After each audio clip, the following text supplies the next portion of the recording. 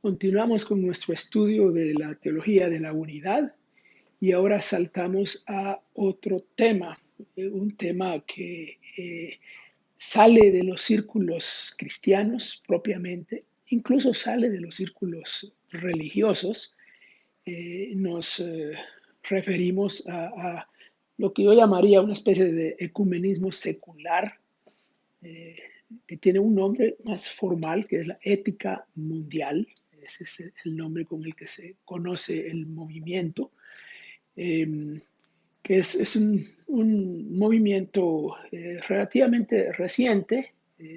Nace en la década de los 90 del siglo pasado, así que tiene este, no más de 25 o 30 años.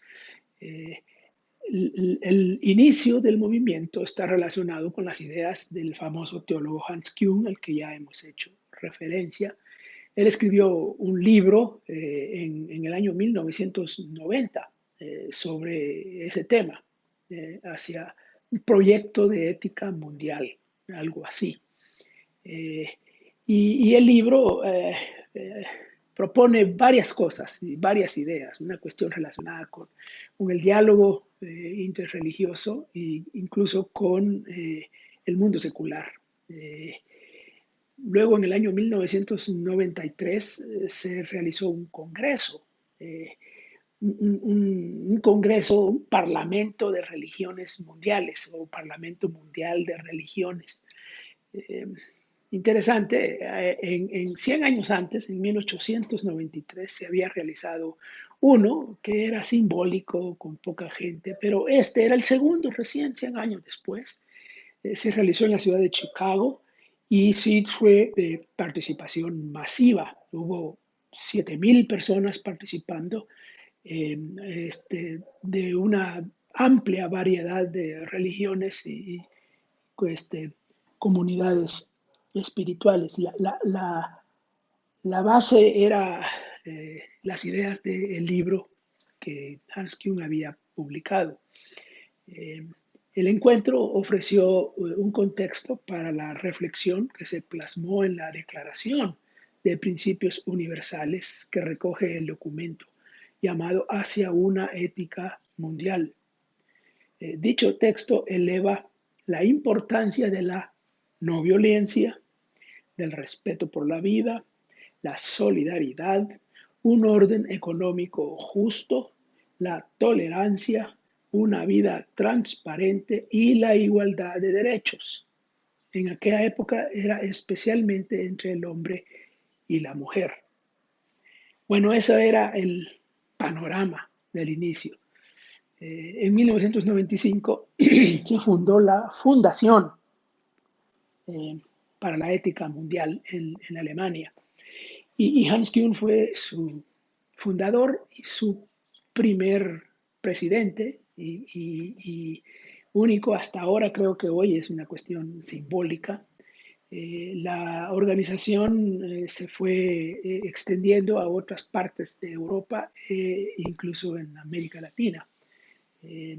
Hay oficinas representativas, por lo menos en Colombia y en México, hasta donde yo sé.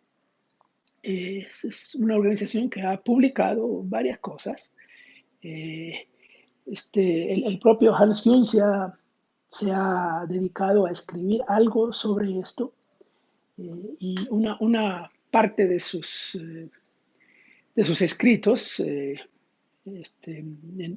a principios del siglo XXI, tenía que ver con la descripción de las grandes religiones mundiales, una especie de entendimiento. Escribió libros grandes, gruesos, sobre el Islam, por ejemplo, es un libro muy, muy, muy grande, y sobre el hinduismo y sobre otras religiones. Y la idea es tratar de explicarle a los cristianos en qué consisten esas otras religiones, porque como que no tenemos descripciones muy objetivas, muy claras, y él busca hacer eso.